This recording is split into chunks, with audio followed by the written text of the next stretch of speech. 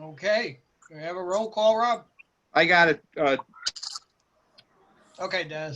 I got it, Mike. So Roxanne Pecora,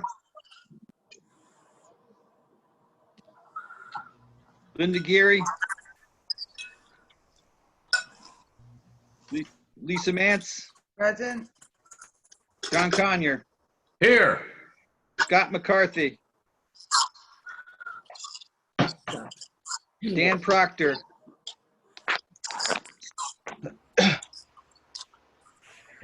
Cindy Lanzetta, Mike Calamano, Here. Drew Bodges, Here. Tom Wilkin, Here. Michael Bodden, Here. Jer Brown. I know you're here, Jer. You're muted, Jer.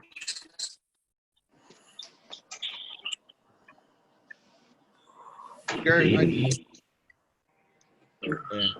Bob Havarti. Here. Thank you. Vivian Welton. Here. Mark Watkins. Here. Frank Omquist. Here. I'm in my Zoom meeting now.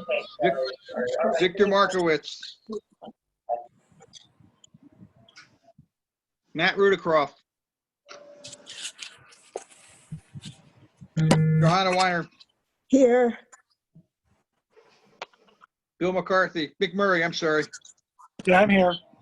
Sorry about that, Bill. No problem. Vince McLaughlin. Vince, I know you're here. John Benavita Goldman. Gio. I'm here. Yeah, I know I'm here. We have a quorum. Okay. Sorry about that, Dan. 15 present. Dennis, you had a couple other people come in while you called roll, so. People that joined and I didn't hear a name, could you introduce, can you let us know you're here? You have to unmute yourself. But Scott McCarthy? Scott McCarthy joined. Dan Proctor joined. Cindy Lanzetta. Yes. Cindy, are you here? Yes, I am. Thank you so much, Cindy. Victor Markowitz? Victor's here, I think. he's I don't here. know if his sound's on. He used the raise hand button. Okay, Victor's here. Matthew Rudikoff. Matt Rudikoff. Okay, I still have Scott McCarthy, Dan Proctor, Matt Rudikoff, and John Benavita Gold. This is not here, as well as Linda Geary and Roxanne Pecora. Roxanne or Linda Geary, are either one of you here? You know, Linda tried to email me before. I'll see what's going on. See if maybe she doesn't have a link. And Roxanne's work schedule should change next month. Okay, So, that's roll call for me, guys. Okay. Approval of the amended minutes. So moved. Say your name, please. McLaughlin. Thank you, Vince. Vivian Wilson, second. Done. Okay. We have a motion and a second. All those opposed? Any abstentions? Okay. Motion's approved, minutes are approved. Education, training opportunities. I think everything's on hold or online. All right, I think I sent one item around. For the life of me, I can't remember what it was, but it was an online webinar. There's more than enough webinars out there now, folks. If you Google planning opportunities, there's more than enough webinars out there. If anybody is short, let me know. We'll work to try to let you know what's happening with respect to the webinars. But I do send them around as I get them in. I send them to Mary Ann, and Mary Ann sends them to you. Dennis, the state just did a really good one this last week on spot zoning. I'll share the slides with Mary Ann. Thank you, Mike. Mike, if you see those, could you send them around to us so that we can post Yeah, them? I didn't see it until literally the day before, so I should have sent it. Apologies, but actually a lot of those are recorded and available online too. Then you can go online, and I believe if you view it, they'll give credit for it, but I'm not Yep. 100% sure. Okay. I checked into the spot zoning, and they said they were going to send around a survey that you fill out, or they were going to send a confirmation that you of attendance, and I didn't receive anything. Did you get anything? No, they haven't sent anything out yet. I'm sure it'll be a little while. Okay. Takes them a couple of weeks. Okay, anything else on training? I think we'll try to shoot for something in September to get everybody an update of where they are on training credits, and take a push to see who needs them. Usually your alternates need them, but we'll catch it up. Excuse me? Say again. Can I do your blood pressure? I have to come back. Come back? I can do yours? Okay. Okay. We'll move on to community reports.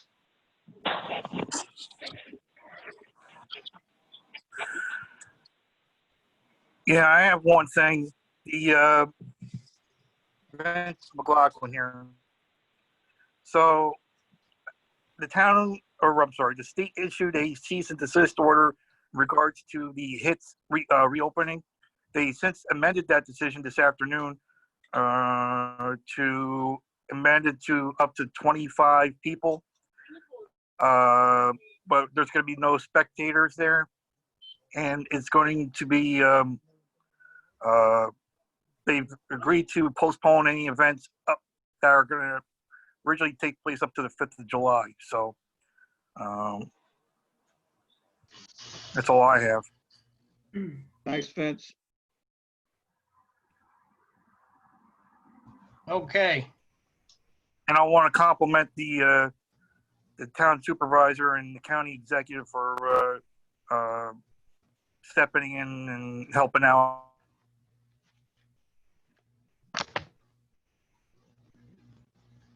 Okay, we'll move on to item 5, planning board reports. There's nothing updated on the, from a chairman's report, or committee report, but we'll, like I said, we'll get together in September, give you an update on where you are in training, and we'll take a look at the bylaws as they may affect us for Zoom meetings in the future. But like Dennis said, it's a state law, so we'll see what we can do, where it's going. Okay. Hey, Dennis, Mike, just a quick note on that. That Zoom online thing expires in July unless the governor extends it through August. So just right now it's month to month, but if he doesn't extend it, then we would probably have to meet in person in August. fully understand that. That's why I took the first week of August off on vacation. But yeah, I think everything is, but I don't see any noticeable change from where we are now to where we'll be on the 1st of August. But I'm sure he's aware of it, or will be aware of July 6th date. Hey, Mike, can I, this is Drew. Can I back up to community reports real quick? Sure. Okay, just a couple of quick things. So the town of Olive did decide to open their pool up this Saturday. Got a lot of restrictions on it, but it is open to members, people that live in the town of Olive. But we did not open up our summer rec program for the kids. And the other thing is the work that's being done in the Bushkill to realign that to avoid flooding and bank erosion was started probably around the 1st of June, I think. So maybe early in May, but anyway, they're working in it. They're in the stream. Hopefully that gets done by the end of September. Well, that's good to know. Thanks for that. Sure, that's good. We're the county's part of that, right? We're providing some funding for the work that you're doing associated with the county bridges, right? Correct. The county is funding the inspections that are required for that job.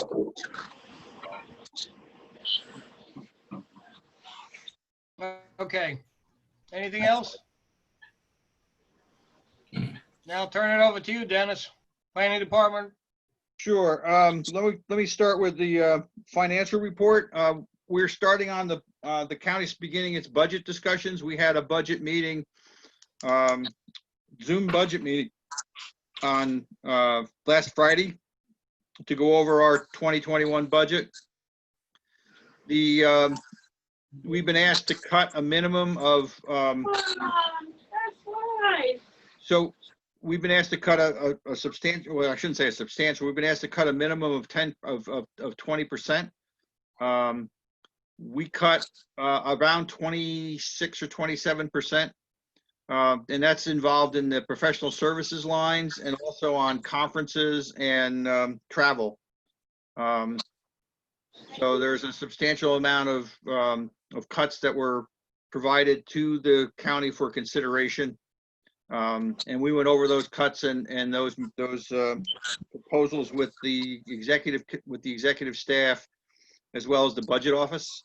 In addition, the department has been asked to provide a funding summary of its activity areas.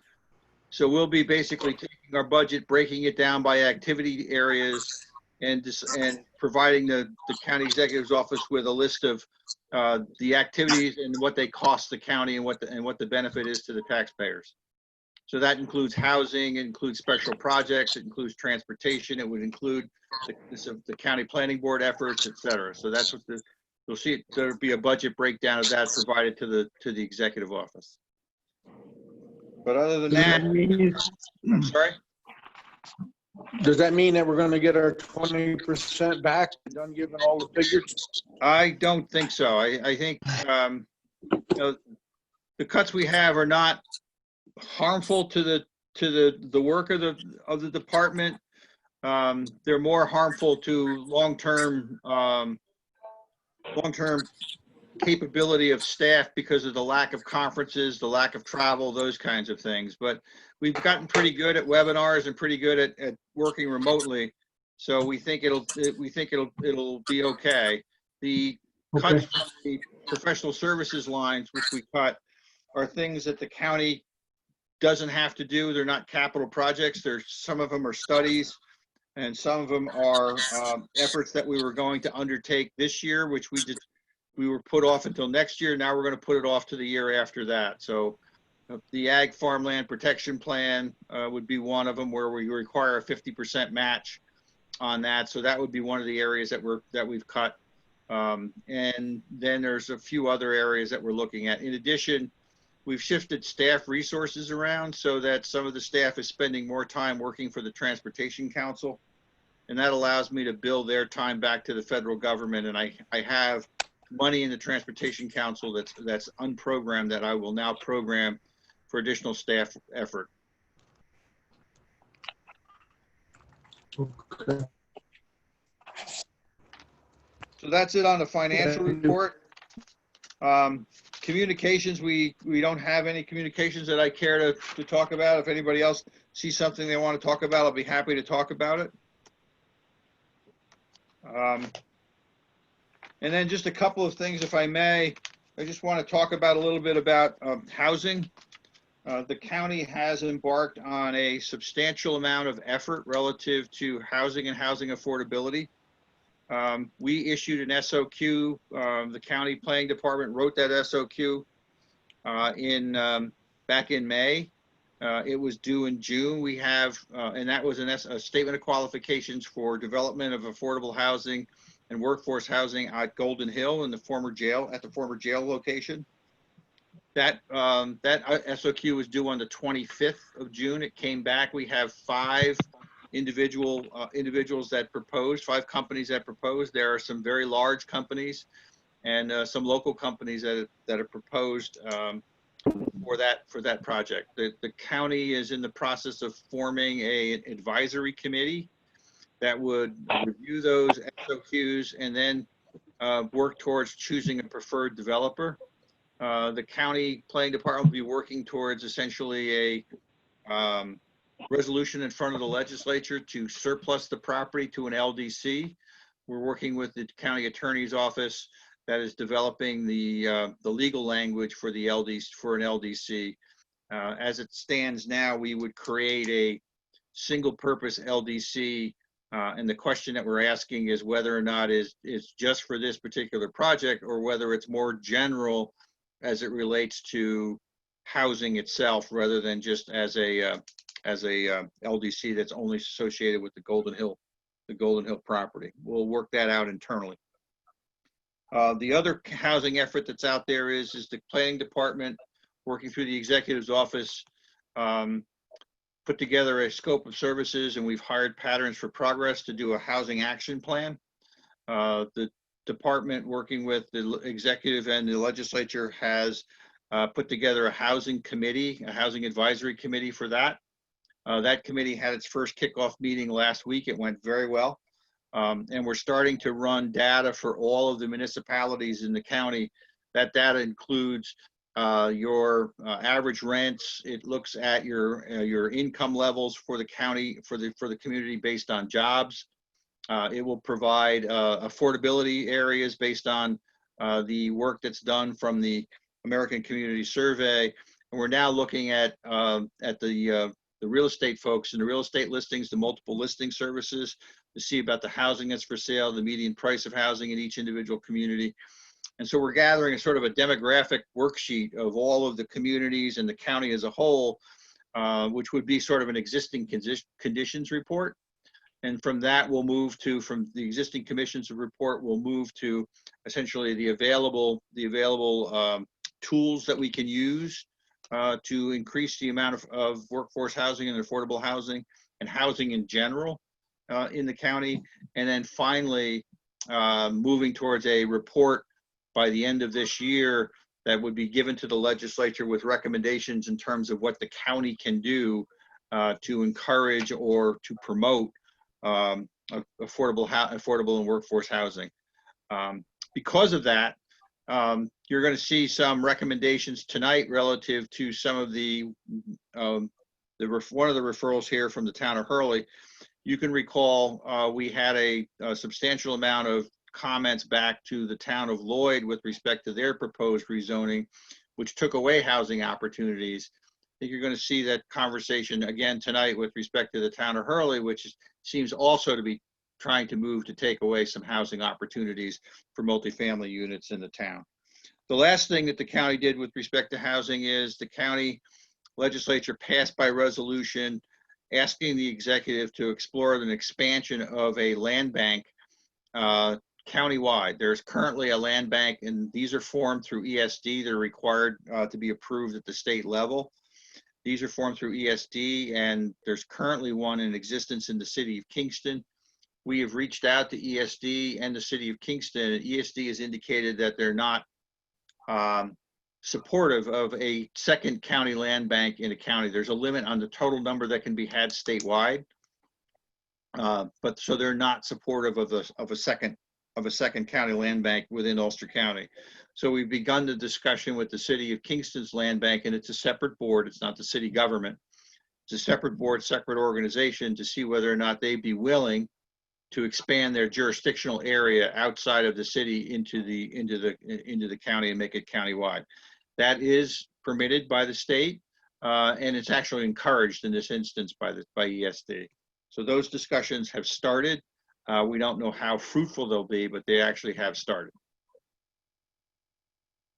So that's where I am on special projects. The only other thing I would say is that with respect to our trails projects, The Ashokan Rail Trail continues to be a huge success. And it garnered in the chronogram, I think it was the #1 trail in the region. It was voted the #1 trail in the region. We are in the process of the Midtown Linear Park. We are in the process of working with the courts to file an eminent domain proceeding so that we can deal with some of the landowners in the corridor that we do not know who they are because of the fact that they were, the deeds go back into the 1900s, to essentially begin that process so that we can go to construction on that trail. We may be able to, depending upon the legislator's willingness to fund, we may be able to move to construction by the end of this year, or certainly by this fall, or we may end up waiting till next spring to begin to construction on that. The fire training center is substantially complete. They are conducting some exercises, not burn exercises, but some exercises at the facility right now.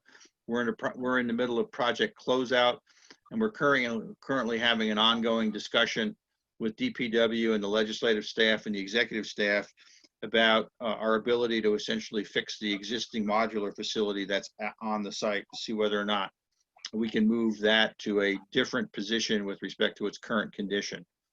We have money left over in the budget that is part of a contingency that we believe can be used substantially to substantially fix that material, that modular, excuse me.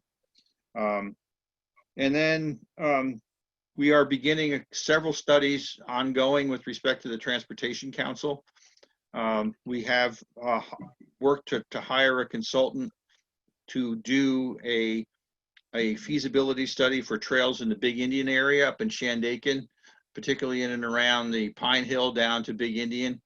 That feasibility study, we've chosen a consulting firm. We had about 15, I think 13 proposals, and 2 of them were extremely good. We interviewed 2 firms. We did choose Barton & Judas because of their experience on the Ashokan, and they didn't rest on their laurels. They did a whole host of work to essentially show us that they were very interested in moving forward with this project. So that contract is moving through the contract process right now. We've also engaged a company called Pizarro Associates on a storage building on Golden Hill for our bus expansion that we need to do up there. And then we have a deadline for our long-range transportation plan, which the feds had told us they were willing to consider extensions of deadlines in multiple meetings. They had told us as of last Friday, they told us that they would not consider a deadline extension for a long-range transportation plan. So that needs to be completed and adopted by the end of September. So what we've moved to cancel staff vacations during this time period till we finish that plan, and that should be done and ready for some public outreach, hopefully by the end of July or early August, in order for us to make that deadline. So that's where we are on this. And if anybody has any questions, I'm certainly willing to answer them. Hey, Dennis, this transportation question. Do you know if the Bridge New York program will be funded this year? Have you seen any indication one way or the other? I have not. And the interesting part about that is that the Bridge New York program, as I recall, is federal dollars. It's not state dollars. It runs through the federal process. It's just it's withheld Correct. money that the state then uses, and they're usually for off-system bridges. So one would anticipate that there's been a substantial amount of talk at the federal level about a new transportation bill. We've seen the bones of that bill, and there's also a substantial amount of talk at the federal level about an infrastructure bill. So if that comes forward, we would anticipate that there'd be some money for infrastructure coming down the line. But I think a lot of that may be focused on transformative infrastructure, not general maintenance work. Okay. We're aware of the town's issue with respect, I forget the name of the bridge, Mike. We're aware of the fact that you have one of those bridges that need fixing.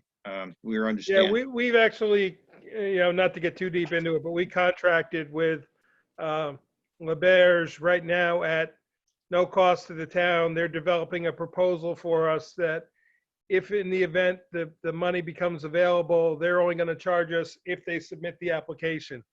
So it That works. was pretty hard to turn down, Yeah, that works. free research. So, Yeah. but I just was curious if you had heard anything. So. No, not Dave. I know you asked that question at the council level as well, and I Yeah. don't think that we heard anything from Sandra about it either. Okay. Also, what they call TEP funding, the Transportation Enhancement Funding, that was supposed to be issued. We haven't heard that. The state did issue what they call 5310 funding, which is rural transit, rural nonprofit, senior and disabled transit.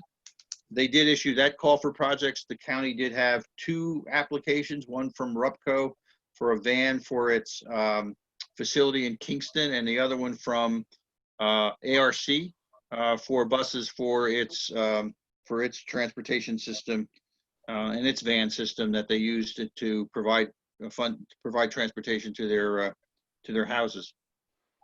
So that's out there. They did fund CHIPS money, but Yep. with the caveat that they may in the fall pull back 20% of it. So pretty much the Highway Superintendents Association have told all the highway superintendents, spend it as quickly as you can, so they can't take it back. So. Yeah. NAICS, the New York State Association of Counties did request a list of infrastructure projects from the county. We provided the large infrastructure projects that we're aware of and our TIP projects, something in the neighborhood of about $117 million worth of infrastructure projects that we provided for the New York State Association of Counties that we saw as an immediate need that could be completed within the next 3 years. Dennis, this is Vivian. I have a question about the trail from Big Indian to Pine Hill. Is Yep. that going to be part of the rail trail? It would be, that's that area of the former UND corridor, the existing UND corridor was by policy slated by the legislature by policy to be trail only. So it would be trail only in that location and it would follow the UND corridor. Is that going to connect to any of the rest of the rail trail eventually? I think the eventually is there, but as of now, the main connection would be to Bel Air and the substantial amount of state land that's adjacent to that rail trail. The state has about 2,000 acres that's adjacent to the trail. And the trail also has some really great beginning and ending points. Big Indian being one and Bel Air and Pine Hill being the other, and then the day use area that's up there as well. So we would explore all of those connections and work with the municipality and public outreach to make sure that we catch the flavor of what is needed up there.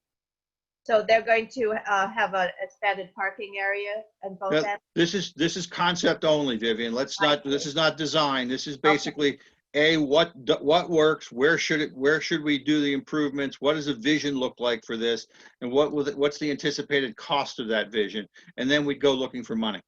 Okay, thank you. I'm done. Mike? Okay, thank you, Dennis. Is there any public comment? Do we have any on, Rob? No public in the meeting. Okay. So, moving right along. You ready, Rob? I am. Dennis, if you don't, real quick before we start the referrals, those housing ones in the town of Hurley, are those RUPCO issue ones?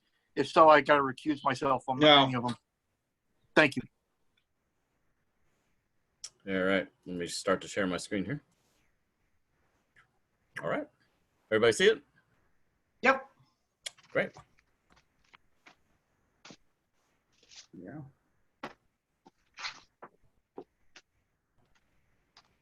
Ready when you are. Okay. Let's take it away. There's only a few, so let's talk about them.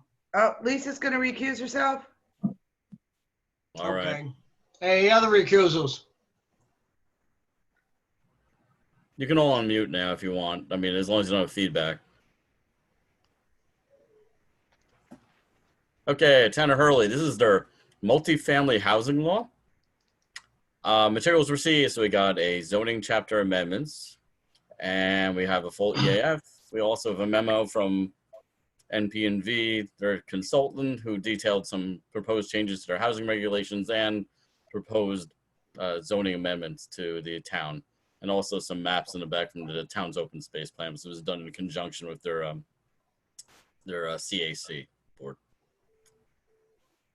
So, before I go into it, I'm just going to explain that this is the first part of what is going to be the town's housing law changes. So this is a response to the moratorium that was in existence. And this response covers everything up to about 4 units. So what's not covered in this is conversions from non-commercial buildings, although they're still technically allowed in the zoning statute, but there's a little caveat in there that says it has to have a bedroom. And it's physically impossible for a non-commercial, or non-residential building to have a bedroom.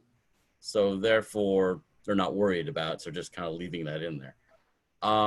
There's also multifamily housing is allowed for more than 4 units in the planned residential development community. They're not addressing that. They may seek another moratorium for that use, and possibly also for the non-residential conversions. So that would be the Hurley School, although that is the subject of a meeting I'm hearing on Monday, according to Lisa.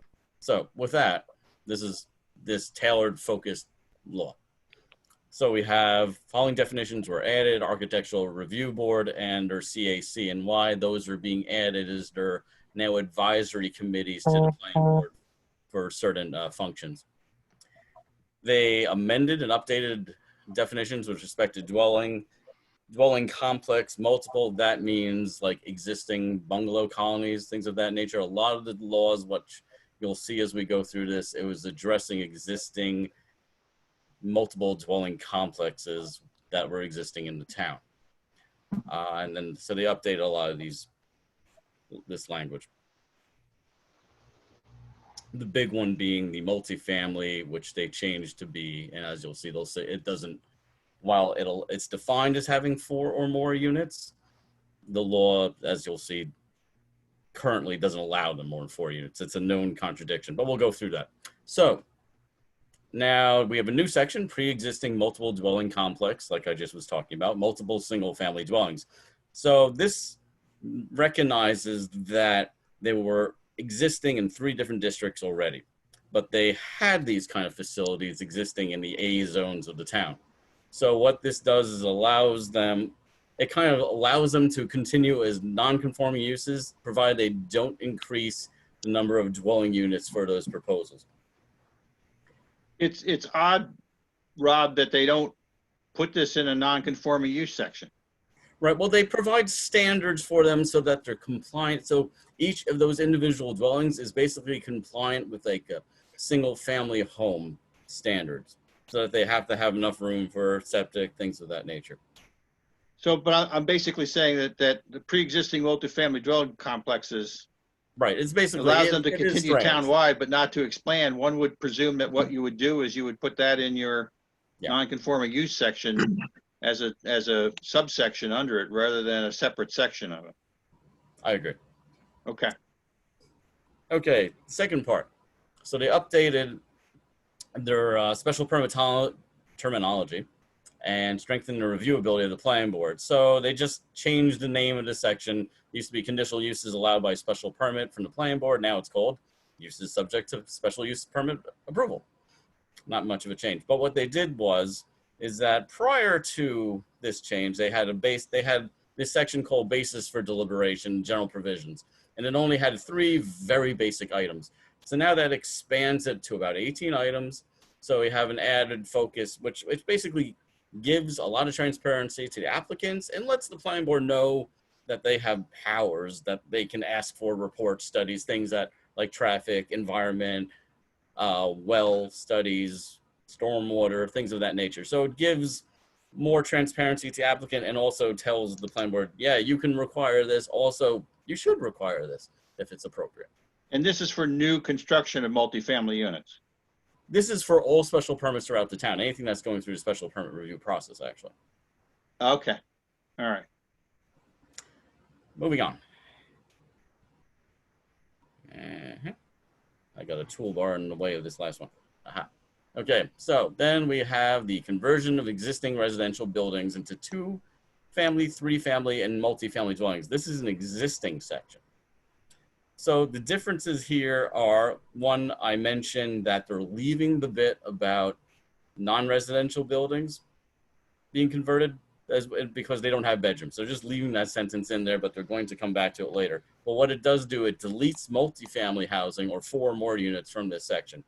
So it's amended to only permit conversion of 1, 2, and 3-family residentials into those kinds of buildings. And they removed that multifamily dwelling. So what they did was they provided a new section for multifamily and then provided specific standards for multifamily dwellings. And that's the next slide. So multifamily dwellings, as I mentioned before, multifamily dwelling, as defined, is a building which contains 4 or more residential units. For the purposes of this section, though, these can be apartment-type uses and townhomes, but no building may contain more than 4 units. Notice the asterisk. So, like I said before, planned residential developments and potentially the non-commercial conversions could contain more than 4 units. But for these specific types of multifamily dwellings, 4 units maximum. And there's standards that I'm going to be getting to. So Rob, yes. I'm sorry, clarify this for me. So sure. They continue to allow multifamily dwellings in, as I recall, 3 zoning districts in the town, Correct. right? And there's still the same 3 districts. And this provides the fact that the building itself can contain no more than 4. They could Correct. build multiple buildings, but each building could contain no more than 4. Correct. And the real reason for this section is the specific standards, which are on the next slide. Okay. So still in the R1, R2, and NC zoning districts, requiring 100-foot or more frontage. But this is a weird part, which Dennis and I thought was kind of weird. Functional classification as minor arterial roadway or greater. This equates Route 28, Route 209, portion of Hurley Avenue, and portion of Lucas Avenue. Staff would recommend that a collector road would be sufficient for multifamily housing, and we're going to make a at least advisory comment on that. I think that was a required modification, wasn't it? Thought it was. We'll find out when we get to the next slide. Okay. It's up to the board. Okay. So buildable acres. This is, so 2 buildable acres for it. Let me just check participants here. Okay. So 2 buildable acres, and also they have to deduct for environmental for those buildable acres. 2 unit per buildable acre density. Dennis and I are talking. Dennis thinks they should be counting it by bedrooms, not by number of units for density purposes. They also put in a minimum unit size of 750 square feet. We think it could be smaller, but we didn't raise it to the level of comment. Maximum unit, as I said, 4 per building. Building limited to 120 feet in length, and then there's screening and landscaping requirements. Those were pretty concerned by the community, so that multifamilies were screened from small, less intense uses. And then there's an open space provision requirement. These weren't the actual standards, but also they'd have architectural and conservation advisory committee review would be required as part of this. So, Rob, can I ask you a question on that? sure. Next page is comments. The buildable acre, do they define, you say they have to remove environmentally constrained land, but is that specified exactly what classifies as that to come out? I think with they that have it in formula? their usual definition in the definitions, code. okay. It wasn't Yeah, taken it's out. probably wetlands, sleep slopes, floodplains, etc. Yeah, I just wanted to make sure it was defined because otherwise it's a pretty vague Yep. So, thank you. I can double check that before we send back a response as well. So these are all advisory right now. If you want to change them, be our guest. But for now, density provision, regulate multifamily on number of bedrooms rather than units. So let's explain that. So Yeah, let's go for it. think about it this way. If you're talking about a one-bedroom facility and it's 750 square feet, you literally can build a 3,000 square foot building and put four apartments in it. And you would require that to have 2 acres of land, where if you put a single bedroom, a 4-bedroom house on that same site, you could do it in two. That plus the fact that the individual subdivision regulations of the town do not require subtraction for buildable acreage as well. So you could have 90% of the site not buildable as long as you could find a spot on the site that essentially could put your house and your septic system. So it translates into what I would consider to be a substantial detriment to multifamily units in the community when there are other options available to the community. Right. My impression is that if you say that there is a restriction on a number of bedrooms rather than units, a unit could have more than one bedroom. So that if you're going to start with the same number of maximum units, and then you change it to bedrooms, then that would be less bedrooms allowed rather than allowing. Yeah, look at it this way. Think of this as that a 2-bedroom or a 3-bedroom apartment would be an equivalent to a single unit. Anything less than that would be equivalent to less than a single unit, and the density would be increased accordingly.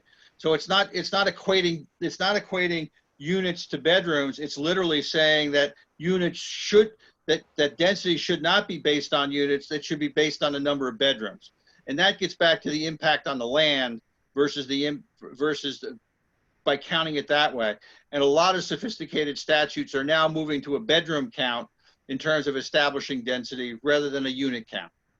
Well, I see the logic in that, yes, but if you'd actually just leave the rule as is and just change units to bedrooms, then the effect is to actually reduce the number of bedrooms available to be used. Are you also recommending that the density be changed, Dennis? I think that's the piece that is missing. I think so, but the real question is that we would have to do a deep dive into the statute. I'd be really interested to see what they allow for business density. And if business density is a half-acre lot, then you start raising the questions about this. Typically,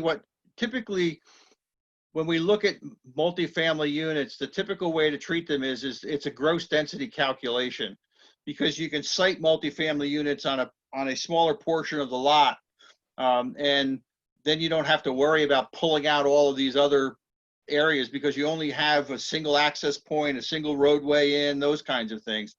The idea of pulling it out with respect to subdivisions has to do with all of those things you have to do to get access and all that other material in there. So my sense is it would be appropriate to consider an increase in density based on bedrooms rather than based on unit counts. For example, a single bedroom would only count as, say, a third of a unit. Is there a way we can word it to make it say that specifically? Yes, absolutely, absolutely. And there are statutes that do that. They're what they call residential equivalent statutes. That I would be in favor of that. Yeah. With the purpose of allowing more density than it says written.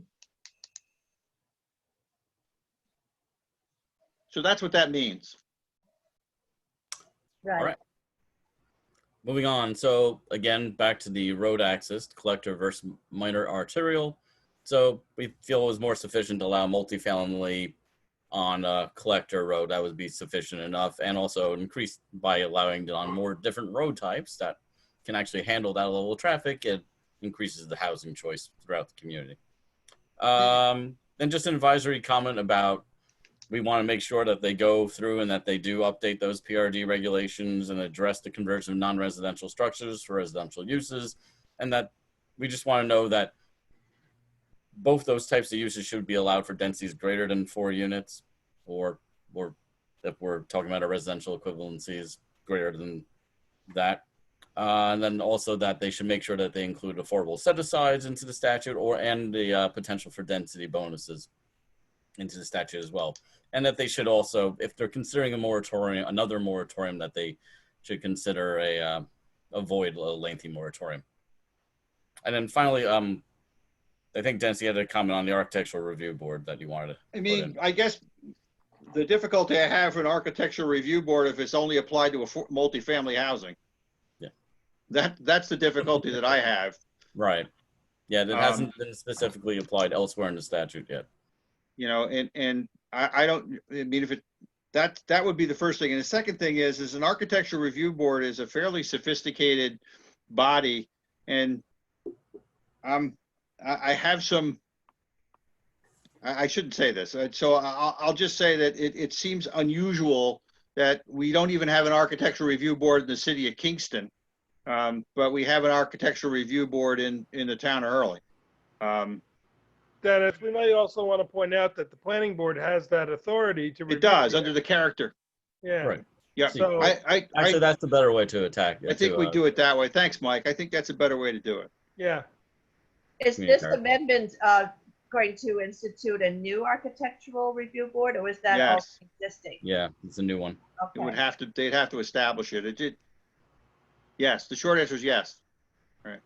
So from my perspective, I would make the first 2 advisory comments, the density provision and the road access provision, are required modifications. I would say for the road access provision that the idea of using functional class versus jurisdiction is a good one. We generally say state or county road. There are some county roads that probably are not as good, but collector roads and versus minor arterials, I think are much more. It's a much more appropriate classification to use rather than minor arterials. Motion to support staff. Second, Mike Baden.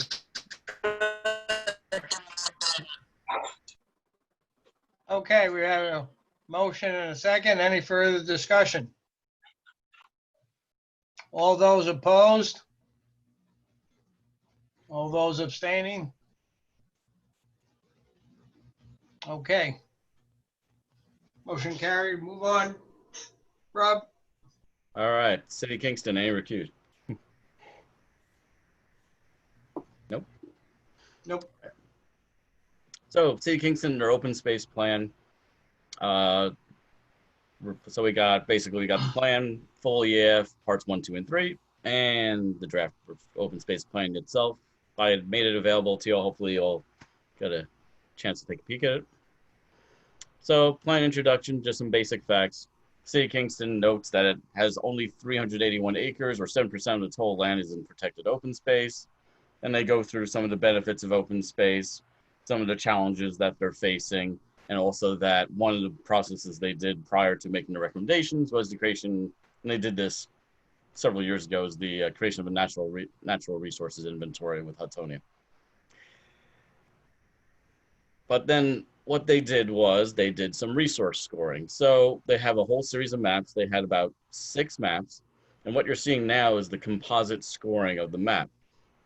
And the brown areas, those are basically the most desire to be protected uses. So what you're talking, so the overlap of those 5 base maps under it. So those maps were ecological, climate resiliency, cultural and resources, cultural and recreational resource, water resources, and agricultural resources. And you'll see that portions close to the, let's annotate. Portions close to the Esopus, over in here, are scored high. This section here, which is mostly forested, is over in here, and then areas close to the Hudson, also forested areas over in here as well. The green areas are existing parks.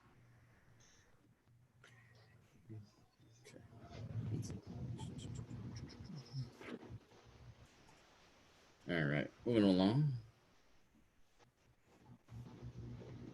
So this is the vision map, and it basically combines all of their whole section of their implementation goals for the community.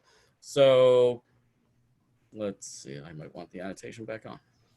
So first thing you'll notice is that looking to protect additional acreage here and over in here. So this is Scenic Hudson, you got 500 additional acres of permanently protected area, and that what they're calling the Rondout Uplands over in the southwest over in here, that's additional 60 acres over in there, protected land.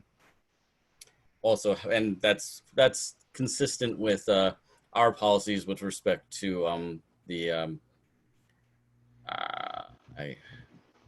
what's the word that I'm looking for? I always. You got me, Rob. I don't know. Well, you know, it's something I always do this. It's called the big consolidated 100 acres or more consolidated forested area. Habitat course?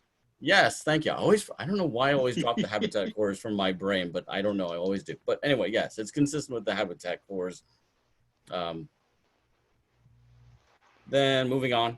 So this gray area also is referred to here as urban forest area. 40% of the city of Kingston actually has a tree canopy, and it's part of Tree Unit USA. So what they're trying to do is they want to produce 1,000 new streets planted. I believe it's over 10 years. Also, they have already inventoried, I believe, all street trees in the city of Kingston. So they know what to grow or what to maintain or what to fix. So they have that. One of the interesting things we like is that this is identified as an area for urban parks, but they note that you got parks here, all around this area. There are parks circling this area, but there's no park in here. So, and that's an environmental justice area as well. Exactly, so, that's environmental justice area. We do note that at the end of the rail trail here that we're talking about parks, so that should be noted on the plan, but they should also consider pocket parks in this area as well. Along the Rondout and along the Hudson, they're going to have access via trail. Also, they're going to be recommending more slips or access for kayakers and boats. And they're also talking about restoring the Tannery Brook and the Main Street Brook so that they're actually somewhat visible again. I mean, currently a lot of them are underground or under houses or under, can't see it right now, under infrastructure. And also they're promoting urban community gardens, which is also consistent with the county design manual and with just, and especially in the urban areas, and helping to decrease food deserts in those kind of areas so that they have more access to fresh produce. Let's see, I missed anything else. Also, they're talking about future stormwater areas, and I'm clearing. These are proposed stormwater containment areas over in here. I think I pretty much covered everything. Let's see. All right. And they did mention the trail system too, Rob. They did mention the trail system many different times. I have a question. Is there a land available for community gardens?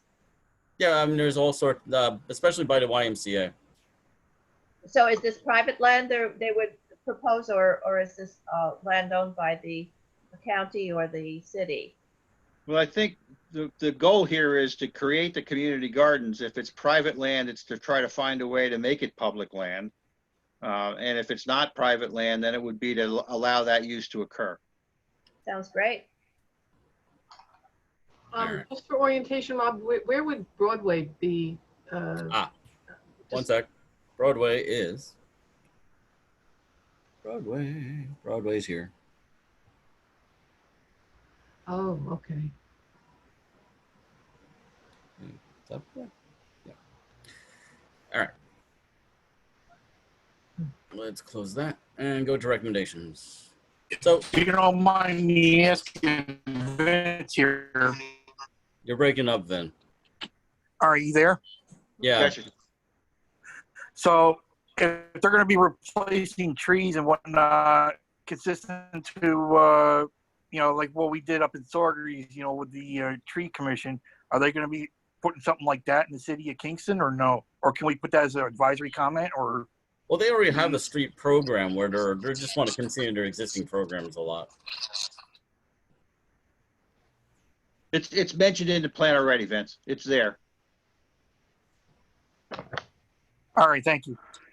Anyway, so staff recommends that it be approved, and we just noting some things I went through. So it support the extension and creation of the habitat course. There's the terminology I was looking for.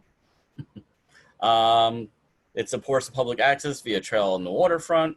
As I said, street trees throughout the city and creation of urban parks and the community gardens is all consistent with Ulster County Design Manual policy. And then I also know that this is one advisory comment that we just would like to see that Cornell Street Park noted on the vision plan. Make sure that's included. Rob, can I suggest another advisory comment? Absolutely. My sense is that we have a sort of a single purpose plan, and the normal comments that we make with respect to other open space plans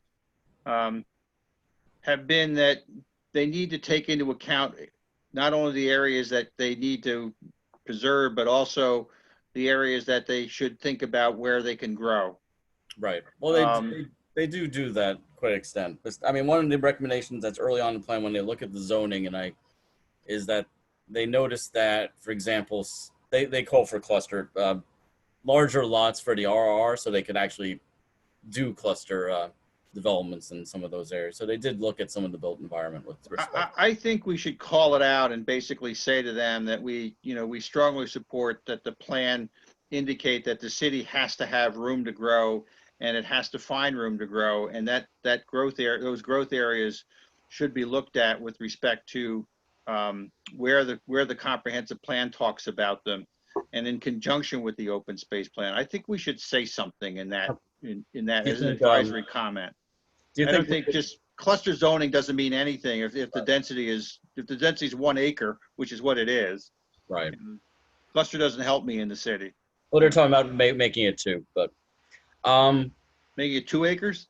Yeah, yeah, that's even more reason to say the 2 acre zoning in the city makes no sense at all. Well, the comment, one thing we could ask them to do is note on the map, note on their vision map, this is where we intend to grow. They could do something like that as well. So I think we should say something that basically says that the city needs to find a way that it can grow and accommodate housing within the context of its open space plan, and the open space plan should do something to lead in that direction. Okay. Not that we find ourselves, when we get into a zoning, we find ourselves in conflict with an open space plan. Okay. What else did I say? Okay, Northwest. We noticed that this Northwest area, we concur with the plan that Northwest of Soapus Creek area is suited to less intensive zoning than it currently has, which is O2, and should be considered for possible use for agriculture or waterfront, as they say in the plan. We just want to support that rather than allow for the current zoning allows for senior housing in those areas. Also, we just want to support climate resiliency, support as a factor in determining where open space is necessary. Well, how would agriculture fit into this concept? Well, that's supported. That they proposed 50 additional acres of farmland toward the Soapus Creek, because that's good soils and land for farming. Okay. The area in the past actually was the old Silkworth Farm. It was actually in an agricultural district in the past.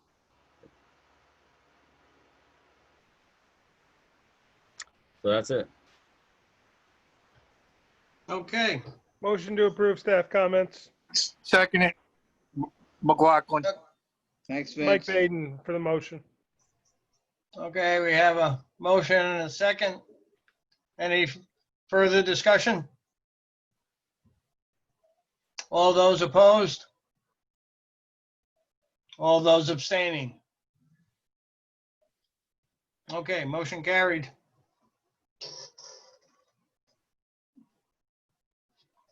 Go ahead. All right, City Kingston, again, this is a zoning map amendment, so I don't know if anybody has to recuse themselves on it. Any recusals? Nope. Okay, Park Slope Kingston. This is a petition to rezone a parcel that's about 0.8 of an acre, about that, from RRR to RT. I'm going to share a different screen real quick.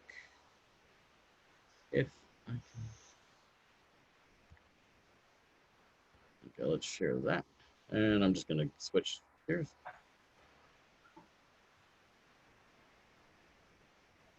All right, so this is, zoom out a little bit. So annotate. Rondo Creek is over in here. This is the current RT zone. This is our parcel in question, right over in there. Can you see the blue on blue? It's a little Yeah, we got it, Rob. Got okay. it. Okay, just want to make sure. All right, so you may remember many years ago, it's over 10 years now. This is the Academy building, which is former schools converted into condominiums. RT district allows multifamily housing, so you have multifamily actually right across the street here, and some in here as well, and over in there, and then Tubby Row is back in here as well, over here. So that's more multifamily housing there. So this parcel, they're proposing 14 currently market rate units at that. So they're going to be extending the RT zone, which makes from basically on two sides almost, so it makes some sense. Let me go back to, all right. So 14 market rate apartments, community center, community pedestrian park, and 23 parking spaces. Also 2 electric vehicle charging stations. So the lot is actually undersized for its current RR zoning because that requires 1 acre zone. And it's to be, and it used to actually be parcel, used to be owned by the Academy, which was across the street. So that's what we received, zoning petition, the short EAF. This is just a oblique angle of the buildings. Academy is over here. Where's the site, Rob? Can you annotate the site? I can, so it's here, it's this wooded area in here. This is part of it too here. This is the Academy. This is existing multifamily. That's existing multifamily. I think that's even the 2-family there, actually. Okay. Yep. Okay, so this is what it's going to look like. So this is as you come up the hill from McEntee and you make the turn up toward the Academy. Academy would be behind this building right here. How many buildings are there, Rob? 3? But I'll get to the site plan. This is just Okay. another view. That's across the street on Montrepose. And so this is also from the street on Montrepose. That's the internal side. So you got basically, looks like about 3 buildings. I didn't put the site plan in. But yeah, it looks like about 3 buildings. Well, it's a rezoning request, that's why. Right. Well, yeah. So just some comments on it. While we don't have an issue with respect to the rezoning itself, staff doesn't have anyway, we don't think it should be exempt from the city's affordable housing regulations once adopted. And advisory comment is that if they have a proposal, it should be tied to the seeker and that they should be completing their seeker work before they approve this rezoning. Also, they'll be subject to special permit site plan review. The parcel, though, is outside 500-foot rule, so it only needs advisory review from us. So if I may, Rob, the other thing I would like to suggest is that the board actually indicate that the city, in looking at these petitions to rezone, should be mindful of its need for housing. And when they can find sites like this where there is a similar uses adjoining the site, but the zoning doesn't accommodate it, then they should move to essentially accommodate that change as part of their housing, their overall housing strategy. Gagliardi will make that motion. Mike Baden, second.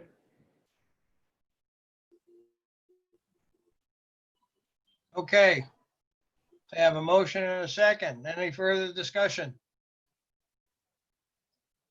All those opposed? All those abstaining? Okay, motion carried.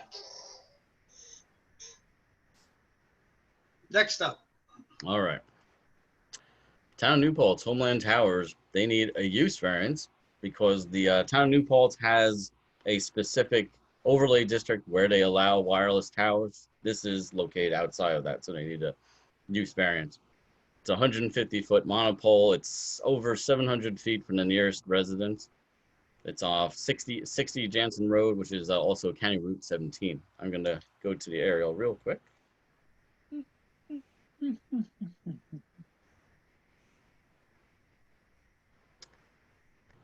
it is. All right. So zooming in, let me annotate. Jansen Road. And this is your parcel in question. The site is going to be packed. The existing dirt road going to be really far back in to this internal to the site. Okay. And this ends up serving the college. Yeah. So and it's a 5G kind of build out, right? Yeah, it's capacity, and when I get to my next slide, you'll see I added something since we went through this then. Where's 208 or 4455, if you know? 208 is to the west of this. It's. Hang on, I was about to switch shares. Let me cancel that. So let me bring up a different view here. So this is 32. You can see in the yellow right here. So it's connected to yellow. Okay. At Southwood Corners, there's a high school, and there's 208 to the west. Okay. So you're back in here. All right. Materials received. So we received the usual full data that we get with cell towers: capacity analysis, coverage analysis, gaps analysis. Includes capacity for SUNY New Paltz. Okay, just want to make sure I had a different slide. They also did a feasibility analysis, citing a tower within the cell tower overlay district, and what they did was they reviewed 4 sites within the district that they could potentially lease, but due to topography issues, with respect to coverage, they couldn't quite get the coverage they looked at. Also, they looked at an 146-foot tower and a 126-foot tower. So there were substantial differences. I included a slide on that as well. Did an RF compliance report that came back normal. They're slightly encroaching on the wetland buffer for the town, but it's already disturbed. Let's see. Also, they got a determination there's no hazard to air navigation.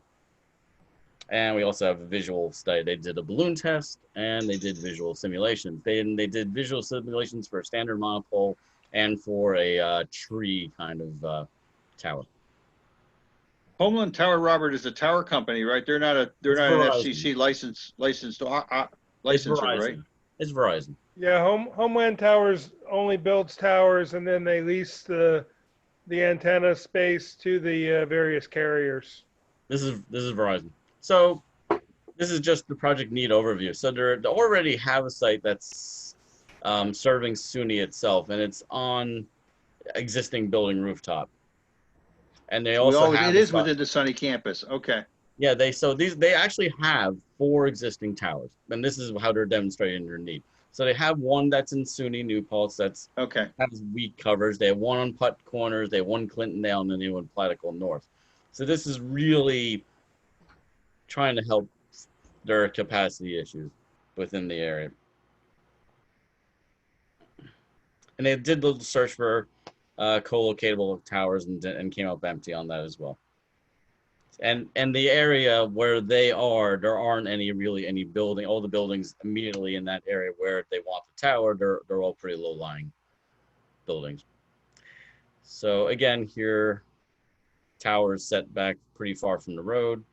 Again, it's over 700 feet from the nearest neighbor. They intend to leave the existing vegetation. We make that a required modification, of course. This is the coverage for the 146 versus the 121. The red is the 146. That's tough to figure out. This is the view shed. They did about 2 miles, so they did close to 40 different photo locations to look at the balloon test. And this is just an example of one of this photo sims. So this is nothing here.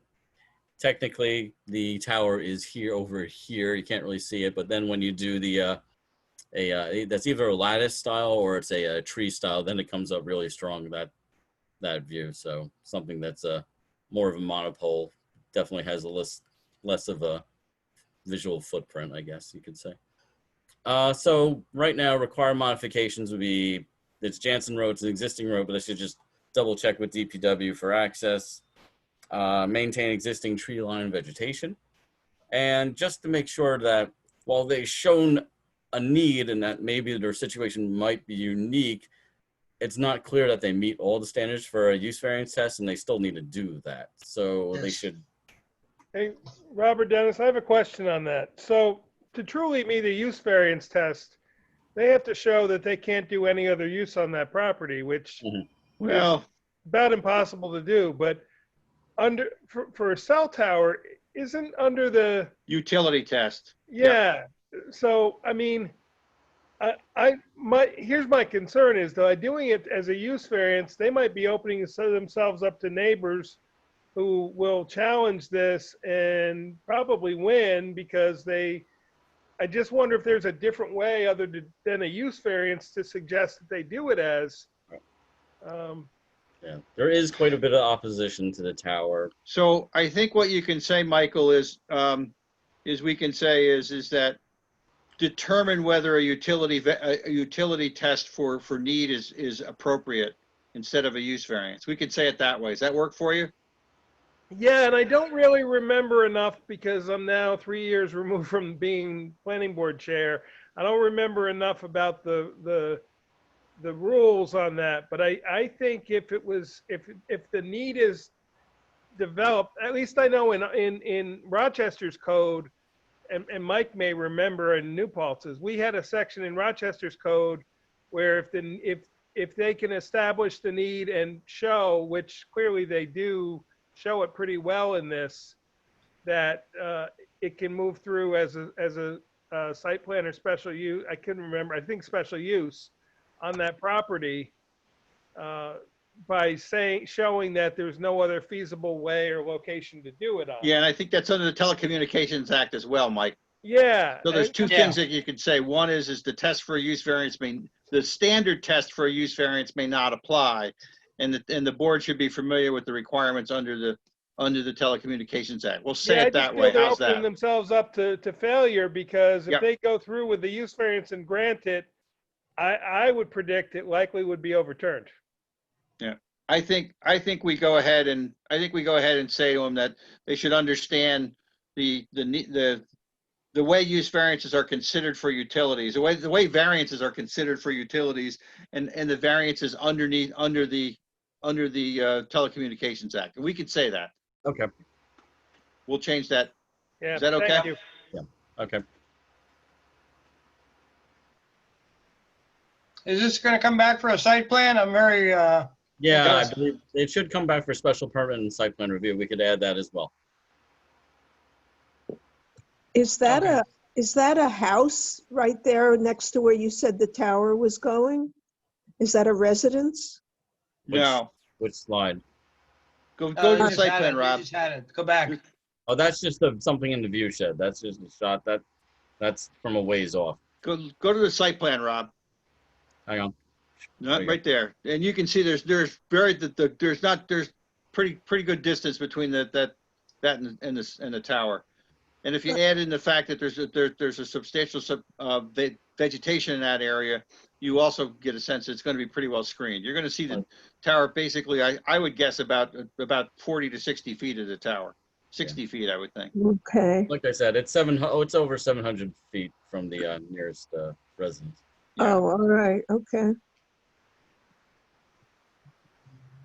Okay. Do I have a motion? They invite votes to accept. Is there a second? Who seconded it? Bruce second. Okay. Who was that? Vivian. I know Vivian moved first it, did. Who Frank seconded it? seconded? Frank. Thanks, Frank. Any further discussion? All those opposed? Any abstentions? All right. Okay, All right. Town authorities. If you don't mind, I gotta excuse myself from the meeting for a minute. I bet Bob needs to. Nope. Lavity's recused. Yep. All right. So this is a special permit site plan review for a 3.5 megawatt large scale solar farm on 22 acres. 22 acres disturbed for the site itself, 33 acre parcel. Sparling Road. It's in the MDR and SA districts. It's also an agricultural district 4. Most of the site is soil statewide important or prime soils, but you should note that Sorties has no restrictions on soil types, only asks to minimize impact on agriculture as part of its review of solar farms. Is everything received? One thing, the big thing to note here is this letter to Corps of Engineer. They delineated a rather large wetland on the property that wasn't previously delineated.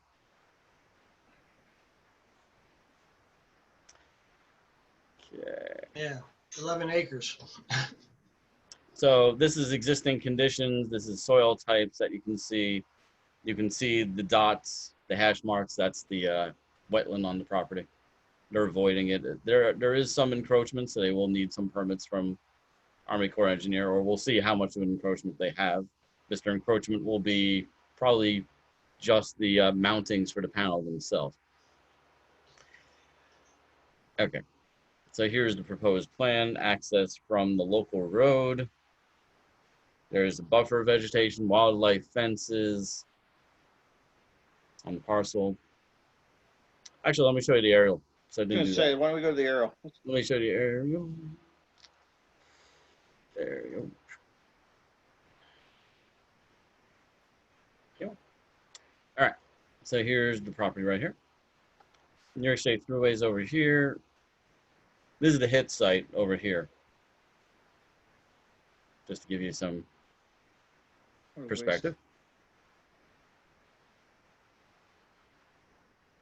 So you can basically, you can see the where it's wet from up above here, but it's a lot of undrained soil. Let me go back to the PowerPoint, unless anybody has any questions. Okay. So again, they have a phasing plan since it's 22 acres disturbance, not trying to avoid draining into the wetland. Let's see how many phases. I see about 4 different phases for the stormwater. Interconnections over here, right at the gate. So require mods. Didn't provide an ag data statement. They'll need to do that. If there's a wetland encroachment greater than 1/10 of an acre, they'll need a permit from Army Corps of Engineers. Or at least an NOI, notice of intent. NOI, yes. Decommissioning plan, I believe, we didn't receive it, so they'll need to provide that. I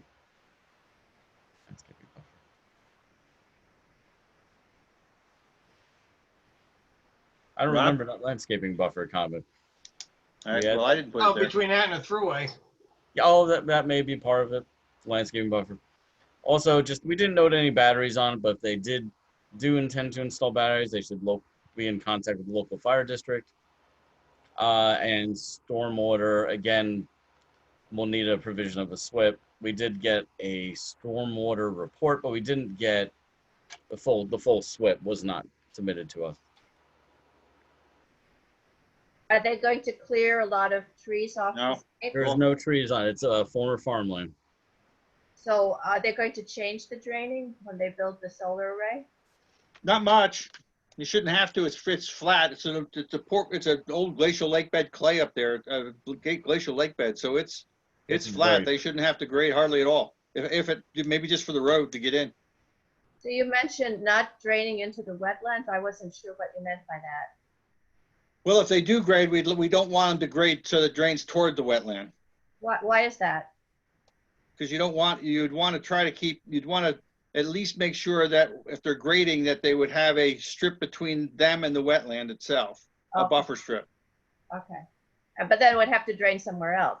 Well, they could grade, let me rephrase that. They could grade towards the wetland, but they would need a buffer strip before it entered it. Okay. That would be the point. Okay. Yeah. And then the site plan doesn't show a lot of roads around it. We're going to add that comment, Rob, making sure that they can get around the site.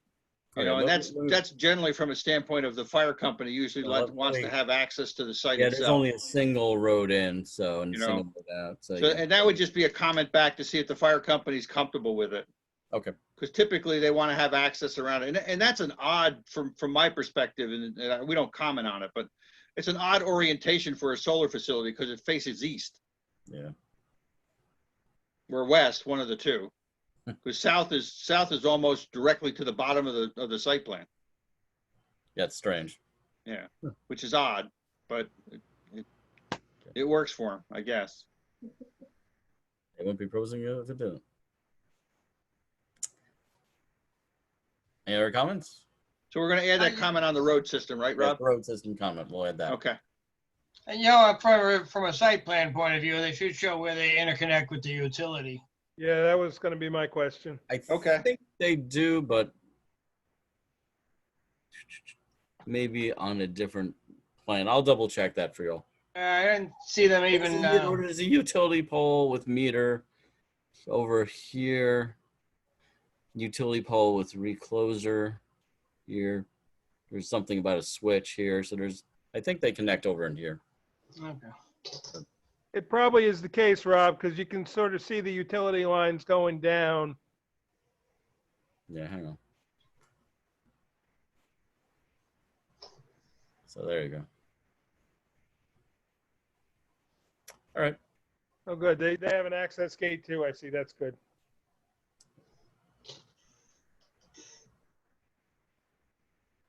Need a motion? We have a motion. To accept. Second it by McLaughlin. Okay, got a motion and a second. Any further discussion? Any opposed? Any abstentions? Motion carried. Town of Worsing. Any recusals? Nobody should have to. Okay. Moratorium in Worsing. It's another special authorization. Their purpose section says it's to correct ambiguities and inconsistencies in the zoning statute. They've hired somebody already to review the zoning code to be consistent with the recently adopted open space plan and comprehensive plans. It's a 6-month moratorium on the issuance of building permits and other actions related to hotels, motels, resorts, PUDs, schools, colleges, educational facilities, multifamily dwellings, senior care projects, bungalow colonies, camps, manufactured home parks, and any of those above uses that are located within a PRRD.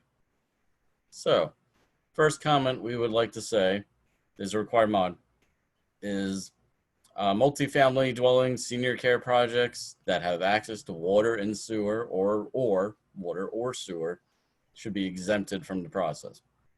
If they have there's a demonstrable need for these types of facilities, they should not be precluded. If they have existing municipal water or sewer, I should say, not just central. This should be municipal. So we're talking about the existing built environment. So other required modifications, typical required modifications for moratoriums, proof of progress if an extension is required, relax scope of moratorium as it becomes more focused if an extension is needed, as we recommended with the town of Lloyd. And also, like I just mentioned, they should allow senior housing multifamily where existing municipal water or sewer is allowed. Rob, did the moratorium allow a relief process that they could petition? Yeah, they have a hardship process in there. Okay. Thank you.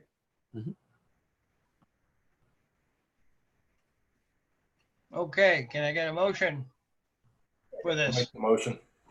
Motion to support staff Watkins. So I Uh, had Bogus and Watkins, is that correct? Yep. Yes. Any further discussion?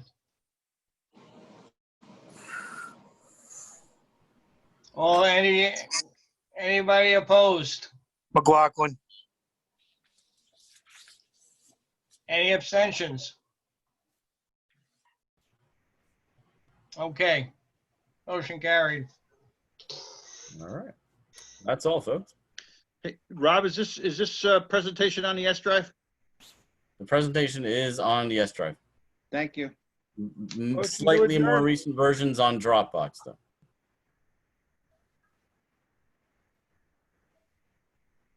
That was a 1 year, right? All right. Okay. Rob, an observation. Almquist here. Sure. I'd like to request that anytime we ask for landscaping buffering, we request for native materials. That's a great comment. Absolutely. That's a great comment. Yes. Yeah. I will make sure. Thanks, that Frank. Because you normally see the U's and stuff like that, right? Yep. Yep, I got you. Great comment.